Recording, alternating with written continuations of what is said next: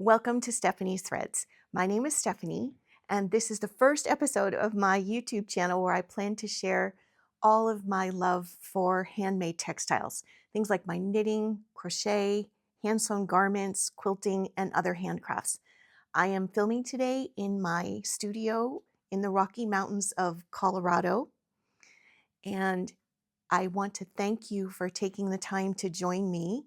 You can find me on Instagram and Ravelry as Stephanie's Threads, and I hope you'll consider hitting the subscribe button, the notification button, all the buttons, so that you know when I upload a video. I plan to upload a video every 7 to 10 days. I'd like to begin by sharing a little bit about myself and how I came to the craft of knitting and crochet, sewing, etc. in my life. Uh, so I'm going to tell you a little bit of story about myself. When I was about 9, I thought I should learn how to knit. I don't know what inspired me to do that. Nobody in my family were crafty type hand people, but I decided I needed to learn how to knit. One of the first things that I remember knitting were I had seen, it was the time when let's see, I was born in 65, so it was around in this mid 70s where it was very popular to wear those sweatband type uh, wrist warmers and headbands and things like that. Those of you that are alive at that time will understand. And we did not have a lot of money. And so, I said, well, if I could learn how to knit, I could make them. And my dad, I was one of 3 children, and my dad would take one of us, not all 3 at once, but one of us to the local bookstore every Sunday.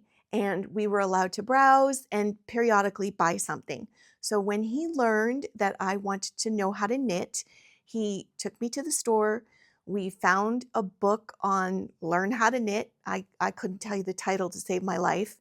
And we went next door. There was a little shopping mall. We went next door to it. It was some sort of like a precursor to Walmart, one of those stores that has everything.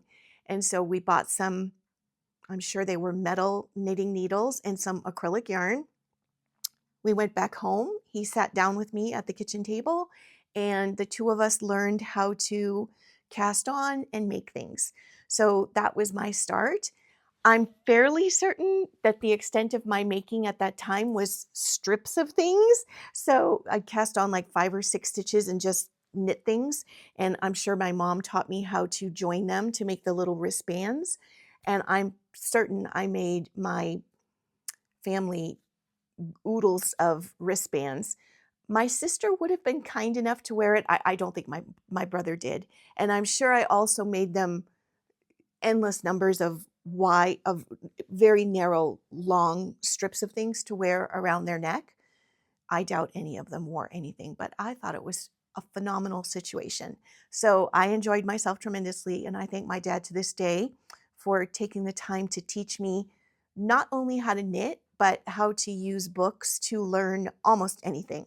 And this was, as you all know, far in advance of anything on YouTube. So it really, the books, libraries, people who who showed you the way was the only way to learn things. So that that was like my earliest memory of wanting to know how to make things with my hands.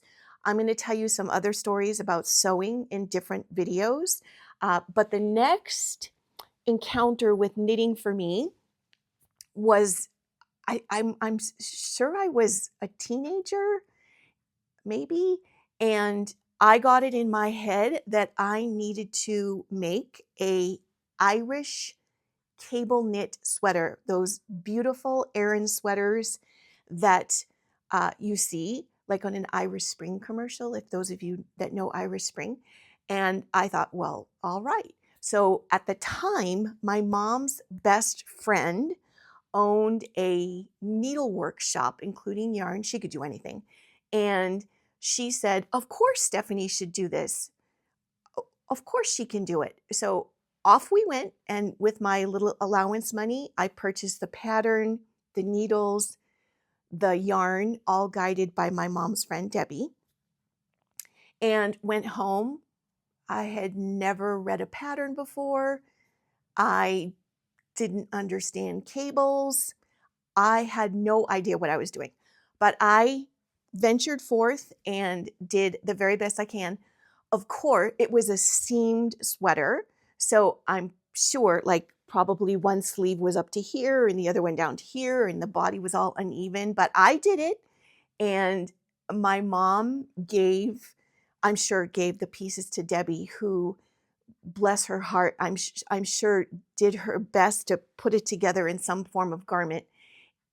It was not wearable, but I thought, well, I made this. I was very, very disappointed that it wasn't a wearable garment. So I think my enthusiasm for knitting waned tremendously at that time. And again, as I'll share in a different video where that took me in terms of other handcrafts, but that's okay. I still tackled something that I thought I could maybe do, and it was very enjoyable for me to understand how to work with needles and yarn. And patterns were not my thing at the time, but I still enjoyed it. So that's how I came to the craft of knitting. It was decades later that I started to knit garments for real, and I'll share that with you in a different story. But it's a great segue into the most recent garment that I've taken off the needles. This is my Ooey Gooey sweater. It's a popular sweater right now. The pattern is written by Andrea Mowry, who I'm sure many of you know if you are a person who pursues patterns that are released currently. Andrea releases a sweater pattern every late summer in time for the New York Sheep and Wool Festival, which is held in Rhinebeck, New York. And I think it's great fun. I don't participate in the knit-alongs leading up to the festival, and I've not ever been to the festival, but I've seen lots and lots of people attend, and they seem to enjoy themselves enormously. I'm not a big crowd person, so I'm not sure how I would fare with the Saturday events, but I do love when you see gobs of people standing and they have the sweaters, the same sweater knit, but in different yarns. And I just love everybody's creativity when it comes to color choices and fit. And of course, Andrea's always there. So that for me is huge fun. But this is my version of the Ooey Gooey. When I saw her release the pattern, I really liked it. And I do knit Andrea's patterns. I like the way she fits things. And I find her patterns to be very, very rhythmic. So I enjoy knitting them. I don't know if she holds herself to be a musical person, although it is funny if you ever watch her little podcast, which is called I'll Knit If I Want To. She periodically breaks out into song, which I just find so adorable. I think she's adorable. And I find her patterns very pleasant because you settle into a rhythm when you're knitting them, and this was no exception. So I made mine. Again, this is the Ooey Gooey sweater. It's a pattern by Andrea Mowry. It's a paid pattern by Andrea Mowry for $9 US. I did get mine on Ravelry. I'm fairly certain Andrea keeps her own website where you can also get the pattern, but I do purchase my patterns on Ravelry. And I made mine in all Miss Babs yarn. This was yarn that I had in my stash. I am trying to do a stash down and not buy new yarn because I had accumulated so much. So I was tickled to see this. This is Miss Babs Coonloon, and this is in the color Franklin. Hopefully you can see that. It's a very, very, very navy-ish blue, but it does have some different undertones. See if you pull it back here, it's easier to see when you pull it up to the camera. It's a little bit blown out. And I also used the Miss Babs Sojourn. This is the pink that's in it. It's just a smidge. This is a DK weight pattern. So this is just a smidge lighter. So I had to double this. That's the pink in the sweater is doubled. And then I don't know if you'll be able to see, but the little dots that are here and also up here, I chose to do in a different color. This is called Bougainvillea. So also in Kunlun. So these are my yarn choices. I love these. I had bought this yarn to make a different sweater several years ago, but when I saw the Ooey Gooey, I just love the idea of the pink at the neck and the sleeves. She has these very interesting welts that you do. I did do 2 at the top, but I chose to only do 1 on the sleeves. It's a very interesting stitch to knit, but I just didn't want 2 on the sleeves. So I'm looking at my notes here. This is a 24 stitch gauge sweater. My gauge was 22, so I had to do some maths, and I made a size 5. No, I wanted the dimensions for a size 5, but because of the difference in gauge, I knit a size 4. So I did that.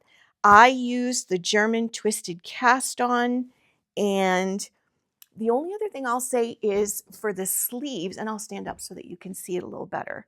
The only thing, like I say, for the sleeves is I find Andrea's sleeves are almost always too narrow for me. So I tend not to do decreases until usually I end up doing my decreases just above the elbow. And that's when I'll start. I don't like tight sleeves. I almost always wear another layer under my sweaters for warmth. And so I just like lots of freedom. I chose to make it fairly cropped, but I've seen all kinds of variations of this sweater. It's extremely comfortable to wear, and I love it. This is one of the very few navy dark blue sweaters that I have. But again, I just love the pop of pink or the bougainvillea, whatever it's called. So I did enjoy that. Now, so this is the most recent sweater that I knit. And I thought I would share, I do sew, so I have a dress form. So I thought I would also show you what I have on the form. And this is the first sweater that I completed. This is a Joji Locatelli pattern, and it is called the Easy One. So in the Easy One, this is also a paid pattern, $8 US. I got mine on Ravelry. I've lost quite a bit of weight this past year, so this sweater is now really much too large for me, but I love the color. This is Ella Ray lace merino yarn. I did check just before making this video, and the yarn has been discontinued, so you can't get it anymore unless you can get it like from someone's stash or something like that. But I loved it so much. The color is called 14. So I bought this at Webb's, I think it's called yarn.com, America's Yarn Store, which I don't know if you know this, but it has been, has it been acquired by Missouri Star? I think it's been acquired by Missouri Star Quilt Company, or it's Jimmy Bean's. Well, I don't remember. But these were knit on a US size 4, 3.5 millimeter needle. The gauge was 21 stitches, and I knit a size 4. And again, it's my first sweater. I will never get rid of it because it's my first sweater. I don't care if it's too big for me. I put this on a couple of weeks ago just to bang around the house, and it does not matter to me that it's too big. I think it's like wearing a great big sweatshirt, and it is so soft and comfortable to wear that I will never get rid of it. So anyway, I thought that would be kind of an interesting bookend to show you my latest make and my first sweater. I knit this in 2019. In fact, I'll tell you a funny story. I bought this yarn. I did it again. In July of 2019, I had been following a YouTube podcast by a gal named Lauren. She owns the company Lolo Did It. And she lived in Vegas at the time, and so she did podcasts, and I just found her fascinating, and I loved her yarn colors. So she partnered with Marie Green, and they were doing a 4-day knit along, I think over like the July 4th weekend of 2019, to make the beekeeper cardigan. I'll put a little picture of that here. And once again, I said, I can do that. I can make that sweater.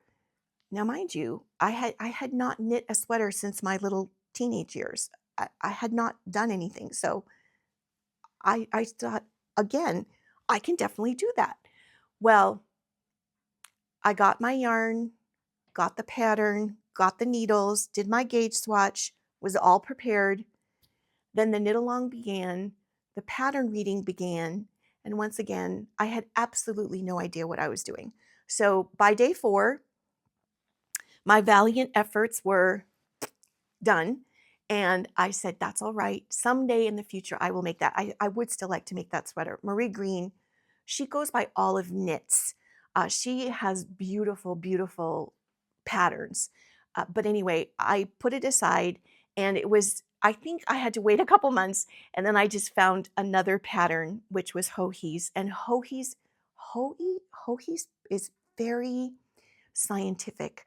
I don't know if she holds herself that way, but she's very analytical. And so her patterns for me, because I'm also analytical, make a great deal of sense. Like the way she puts things together, the structure of her garments just makes sense to me. I can almost see them before I knit them when I'm putting them together. And that's not always true for me with other pattern writers, but it is true with Joji. So I've knit a lot of her things. But anyway, this was a perfect first sweater. Super easy, very pleasing results. I've worn it any number of times, and I don't regret for a second putting the beekeeper aside and knitting something I could actually wear. So those are the things that I have completed. And now I want to share with you some things that I have on the go. So let me move some things around here. The first thing I'll share with you is, and I usually I am not a big WIP person, work in progress person. I typically have a sweater, an accessory like a hat, a scarf, a shawl, mittens, and then I have socks. So I usually only have those 3 things, because having more than that, I find very overwhelming. I don't know where to start. And so I just like to work on those things and keep my world simple. I may have like a crochet thing going on at the same time, or sewing something, but in terms of knitting, I do tend to keep only 3 things. So I'll show you first my little accessory. And I should also tell you too, when I first got into the knitting world in 2018, 2019, I noticed that people had knitting and they had project bags. And I had to make an agreement with myself. I said, Stephanie, you can buy yarn or you can buy project bags, but you cannot buy both. And because I sew, I thought, well, I cannot make yarn. I don't have sheep. So I am going to buy yarn and I will make my own project bags. This was actually one of the first ones that I made. This is called the Take Along Tote. I bought it as a kit. I'll show you the little picture on the side here. I bought it as a kit, and I will have that linked below. I did check before I uploaded this video. This is a pattern that you can still buy from, I think it's called Never Not Sewing. It's the Take Along Tote. So you can buy the pattern. I think it's $12 currently. And they also do have kits, and you can buy kits in other places. This is a beautiful Riley Blake fabric. Isn't it pretty? And then the inside, I'm going to just take the pattern out. The inside is this really sweet gingham, has a little pocket, comes together so easily. And I did see, I'm not going to, the price that I saw, there was an Etsy kit someone on Etsy was selling the kit, and I think it was either $23 or $32. I can't remember. And I don't want to say because it's, it's the holiday time right now and there's lots and lots of sales. So you have to kind of go check it out. But anyway, it's a darling little bag and it's very nice size for accessories. So what is in this bag are my OLE mittens. And I will show you, I have a picture. And the picture doesn't give away anything from the pattern. This is a paid for pattern. Hopefully you can see that. The pattern writer is Suzanne Mueller. She's German. And she goes under the name Paula Strickt on Ravelry. I did get this on Ravelry. And it is let me give you the price here. $4.63 US for this pattern. Again, I wanted something simple. My hands get cold and I wanted something simple, but nice, like really attractive. So again, in my stash down, I didn't have any yarn that I could use. So I did wait for the Knit Pick sale. This is that might be showing up backwards. It's the Andean Treasure yarn. It is a Knit Picks yarn, DK weight, 100% baby alpaca. So, so soft. And the gauge on this is 23 stitches. I am knitting it on a US 2.5, 3 millimeters. Now I will share with you, here's one of the ones that's finished. I will share with you when I tried to use the recommended needles. Okay, I'm sorry.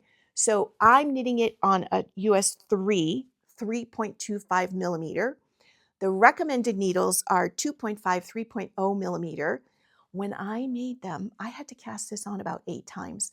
When I made them on the recommended needles, I swear to you, the circumference of the wrist was approximately the size of like a $50. It was tiny. So I did have to cast on a number of times to get the right gauge, but it's a very, very pretty mitten. This is not blocked or anything. The increases are very sweet, easy to make. The pattern instructions are very thorough. Here's one that's on the go. So you can see I have not finished it yet. So I'm very pleased with these. The fit is perfect. I made a size medium for myself. And I also bought yarn to make I think it's called, this color is called Coriander Heather. And I bought another set to make Pinecone Heather. I'm a Gemini. And so I need my options. So I rarely will make like one of something. I need 2. And in fact, it's so funny. A dear friend of mine, Megan, who you'll meet on the channel in some future episode, I made a hat that I showed to her once. And she said, "Oh, is that your hat for the season?" And I was like, "My hat for the season? The other hats will have their feelings hurt if I don't wear them. So no, of course not. I have multiple hats. Depends what mood I'm in, what I'm wearing. I need options." So anyway, those are my little OLE mittens, which is one of my 3 things I have on the go currently. And the other thing that I want to show you today is my Birch Pullover that I am working on. This is in another bag that I've made. This bag is, let me get my notes again. This is a sewing bag pattern that I got off YouTube. It's called the DIY knitting bag. The creator is Easy to Sew.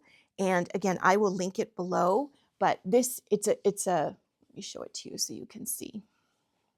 This is a bit larger. It's a drawstring tote type bag with the handle. You can see, hopefully you can see the fabric. It's this darling kitty fabric. I have 4 cats, so cats rule.